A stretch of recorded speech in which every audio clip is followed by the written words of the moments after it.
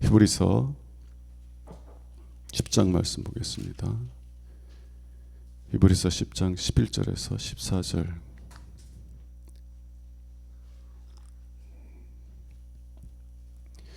히브리서 10장 11절에서 14절.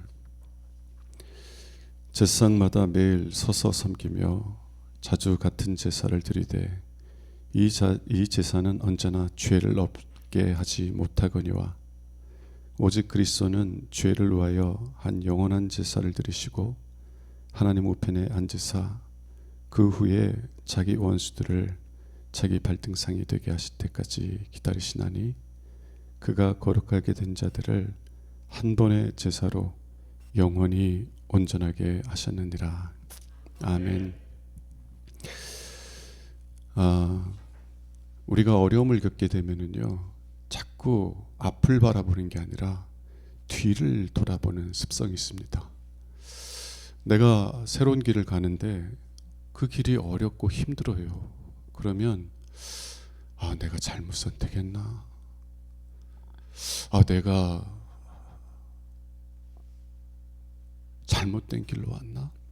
그러면서 자꾸 뒤를 돌아보며 옛날에 좋았던 것 같은데, 이런 습성들이 우리에게 있습니다.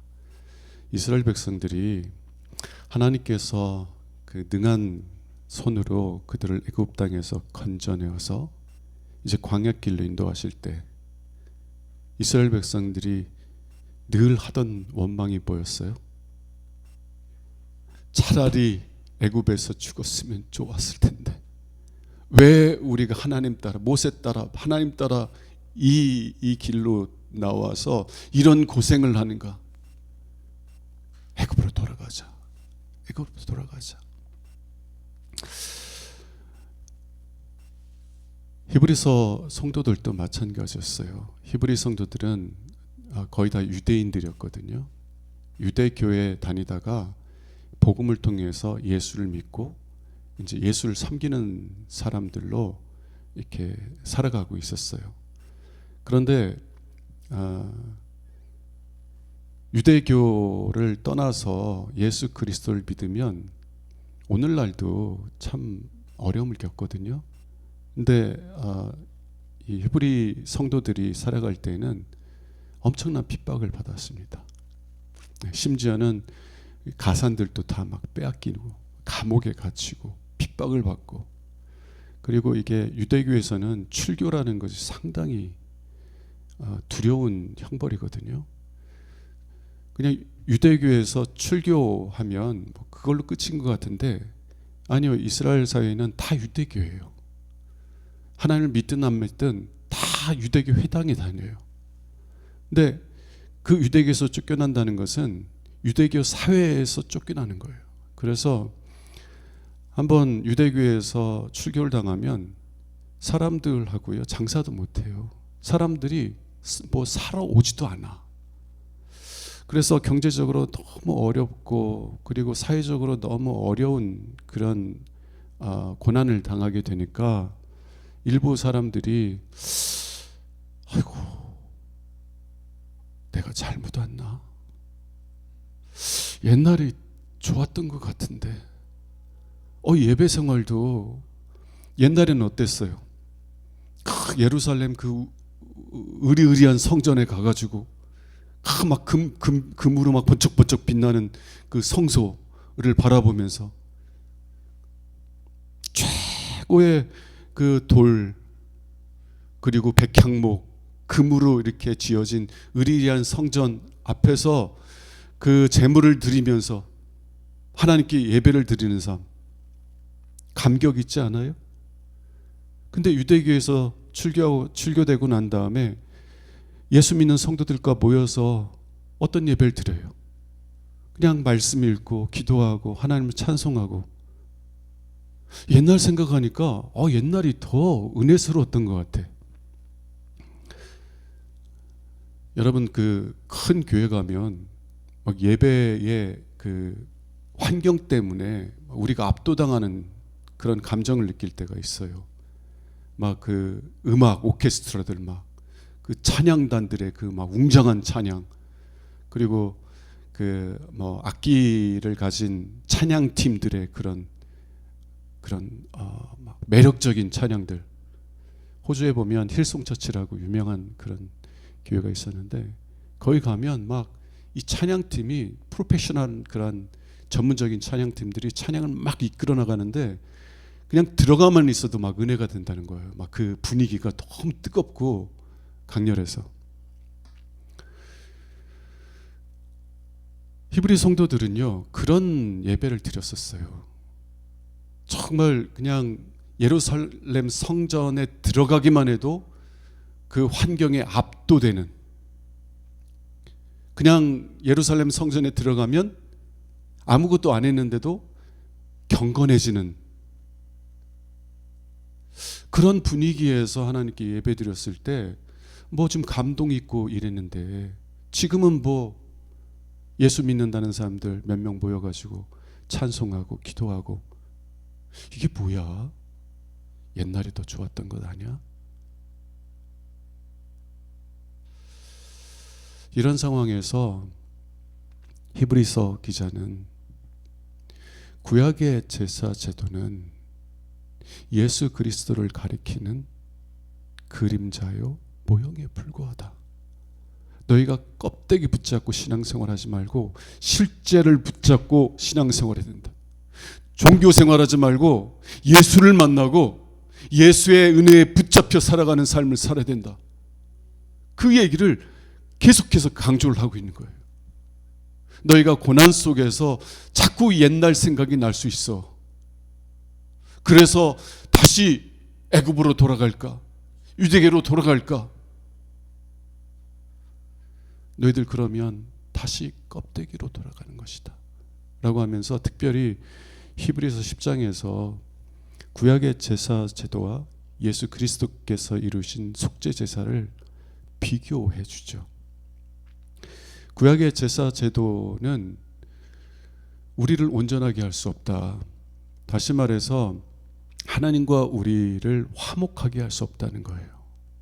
우리를 하나님의 진노의 심판에서 건질 수도 없고 우리의 죄를 씻어줄 수도 없고, 그래서 하나님과 화목하게 할 수 없다는 거예요. 왜 그래요? 가장 중요한 이유 중에 하나가 황소와 염소의 피로는 우리의 죄를 씻을 수 없기 때문에 그래요. 두 번째 이유는 오늘 본문에 있는데요, 구약의 제사장들은 늘 서서 제사를 행했어요. 왜 늘 서서 구약의 제사들을 행했어요?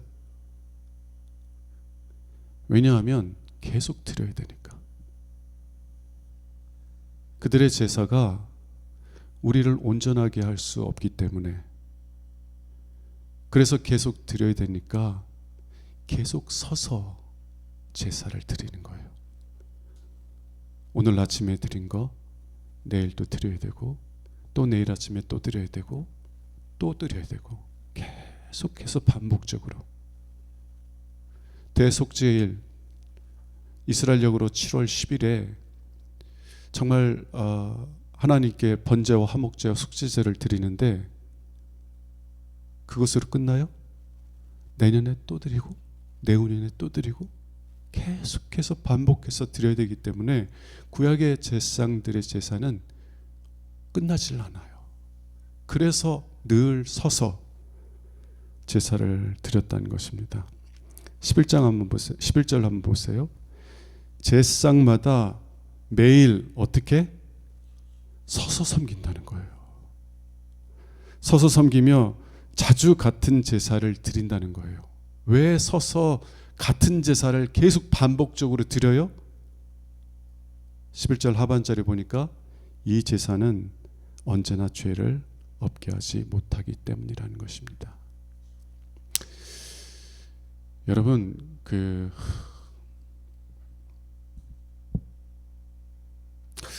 구약의 제사 제도들처럼 뭔가 내가 하나님께 무엇인가 제물을 드려야만 하나님이 나를 받아주실 것이라고 생각하면 돼요, 안 돼요?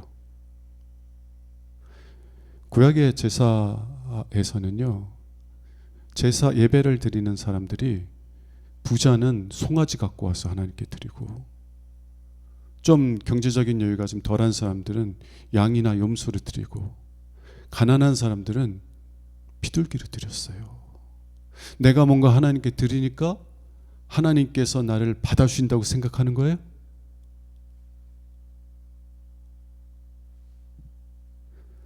만일 그렇게 생각한다면 여러분은 계속 반복적으로 하나님께 예물을 드리고 여러분의 소중한 것들을 드리면서도 여러분이 죄 용서만 받았다는 확신, 그리고 죄 용서함 받음으로 인하여 우리에게 부어주시는 하나님과의 평화, 하나님께서 나와 화평을 이루시고 계시다고 하는 그 은혜, 하나님께서 나와 함께 하시며 내 삶 속에서 임재하여서 내 삶을 다스리고 계시다고 하는 그 은혜를 누리지 못해요. 그냥 종교 생활을 하는 거예요. 내가 그래도 저 사람보다는 더 헌신하고 희생하니까 하나님께서 나를 받아주시겠지? 라는 착각 속에서 사는 겁니다. 그렇지 않다는 거예요. 구약의 제사장들은 매일매일 똑같은 제사를 드렸는데 어떻게 드렸다고요? 서서. 왜냐하면 이 제사는 언제나 죄를 없이 하지 못하기 때문이라는 거예요. 자, 그런데 구약의 제사 제도가 가리키는 예수 그리스도의 속죄 제사는 어떠해요? 12절 한번 보도록 하겠습니다. 오직 그리스도는 죄를 위하여 한 번의 영원한 제사를 드리시고 하나님 우편에 앉아 계세요. 왜 앉아 계세요? 왜 구약의 제사장들은 서서 계속 날마다 같은 제사를 드리고 예수님 딱 한 번 드리시고 하나님 보좌 우편에 딱 앉아 계신 거예요? 끝났으니까. 우리의 죄를 씻어주시고 우리를 하나님과 화목하게 하시는 그 하나님의 은혜의 역사가 끝났으니까. 여러분들이 예수 그리스도를 의지해서 하나님께 나아가면 하나님은 예수 그리스도의 그 희생 때문에 여러분들을 언제나 기뻐 받으신 줄로 믿습니다. 여러분들이 무엇을 막 드리고 매일매일 같은 제사를 드려야만 하나님께서 받아주시는 것이 아니라 예수 그리스도가 우리를 대신하여 하나님의 진노의 심판을 받으셨기 때문에, 그래서 우리의 모든 죄를 다 씻어주셨기 때문에 예수 그리스도의 이름을 의지하여 아버지께 나아가는 자들은 하나님께서 언제나 기뻐 받으시는 거예요. 자, 예를 들어 봅시다. 어제 제가 정말 하나님께 회개하고 그리고 죄 용서의 은혜를 받았어요. 그리고 하나님과 화평을 막 경험하기 시작해. 근데 오늘 좀 참으면 되는 걸 가지고 참지 못하고 막 화를 냈어. 또 죄를 졌어요.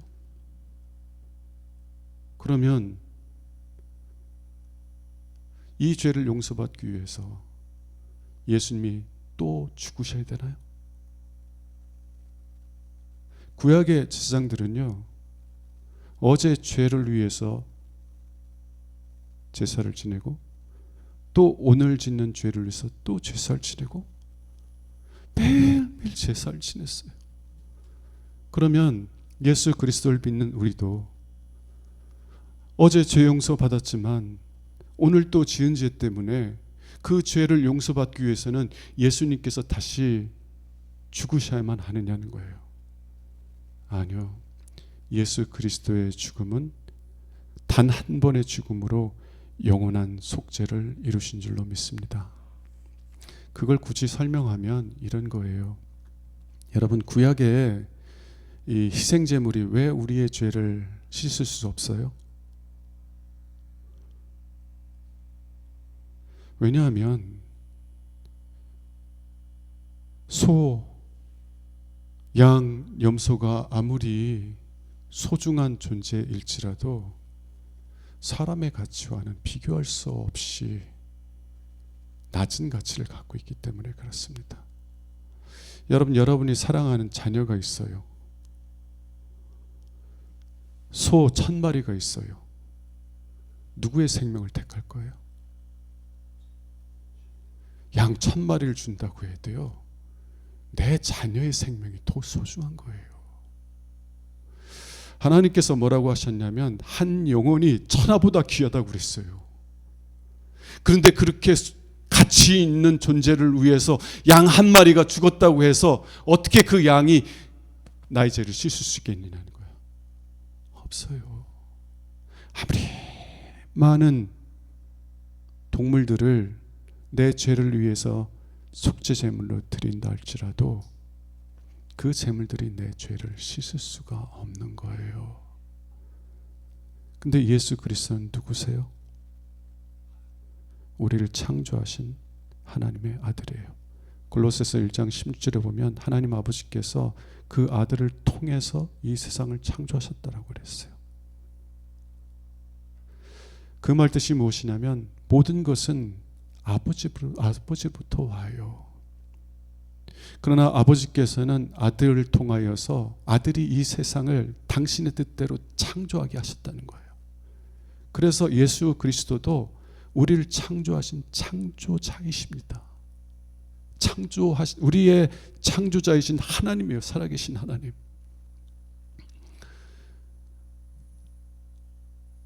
그 하나님께서 우리의 죄를 대신 짊어지시고 죽기 위해서 사람이 되셨어요. 하나님은 죽으실 수 없으니까. 그리고 우리를 대신하여 십자가에 죽으셨는데, 여러분, 이 예수 그리스도, 하나님의 아들이신 예수 그리스도의 가치는 얼마나 커요? 온 세상을 담고도 남을 만큼 큰 가치를 가지신 하나님이에요.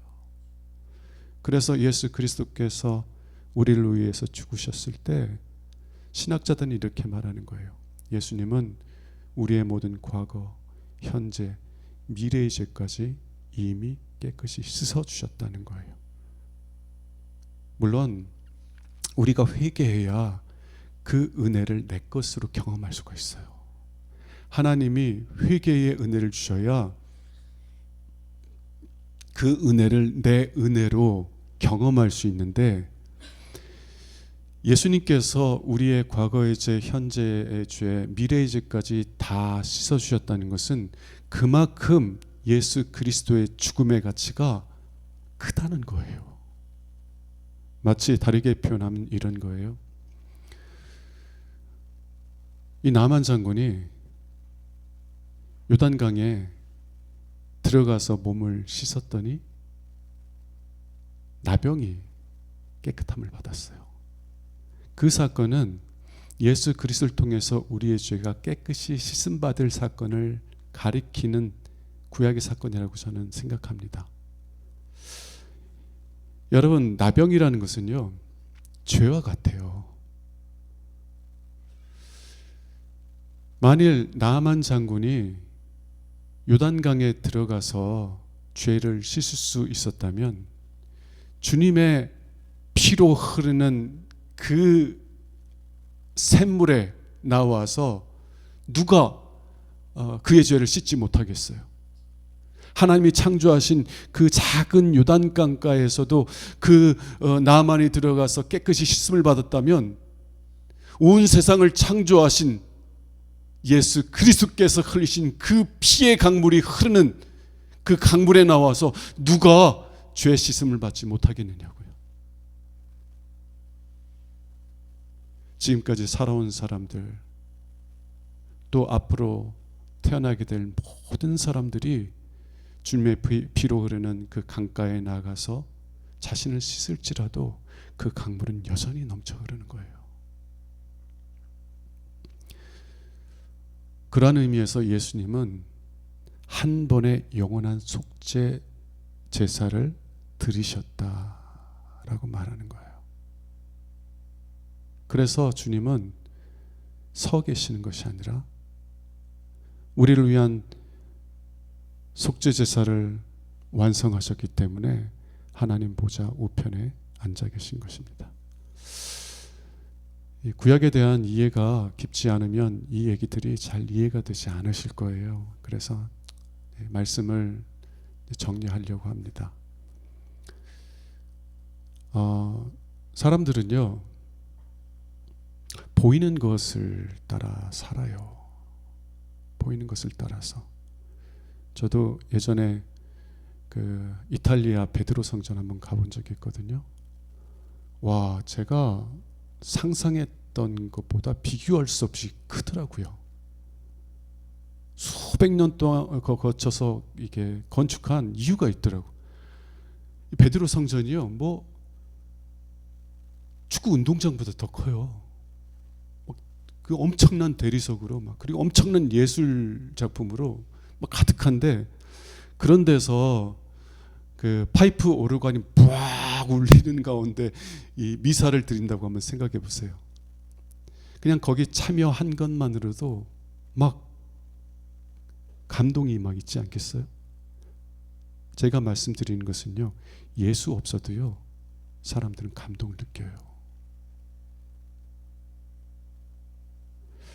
근데 히브리서 기자는 너희가 그 껍데기 붙잡지 말라는 거예요.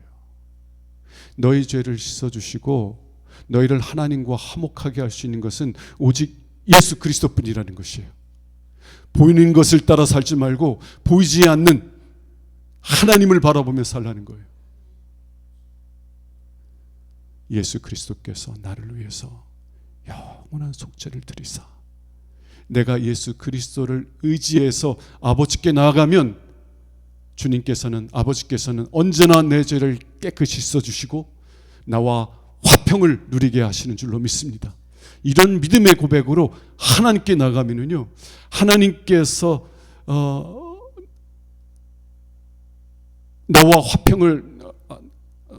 나와 평화를 이루셨다는 것을 경험하는 복된 삶을 누리게 해주실 거예요. 저는 이제 매일매일 이제 여기 와서 아침 저녁으로 이제 엎드려서 기도하거든요. 혼자예요. 혼자. 그런데 무슨 믿음의 고백으로 나오면 십자가 바라보면서 제 자신을 의지하지 않고 오직 예수 그리스도의 은혜를 의지하여서 그냥 나와요. 그리고 주님, 저를 불쌍히 여겨주시고 긍휼히 여겨 주옵소서. 저에게 믿음 주옵소서. 예수 그리스도께서 나의 죄를 씻기 위하여 죽으셨다는 그 은혜가 은혜로 경험되게 하여 주옵소서. 주님께서 피 흘려 주심으로 나의 모든 죄를 씻어주시고 하나님과 평화를 이룬 그 은혜를 나의 은혜로 경험하게 하여 주옵소서. 그런 빈손으로 겸손한 마음으로 주님 앞에 무릎 꿇고 엎드려 있으면 그 웅장한 음악이 없어도, 사람들이 없어도 그냥 골방에 들어가 있을 뿐인데 주님께서 은혜를 부어주세요. 하나님께서 함께 하시는 임재하심을 경험하게 하세요.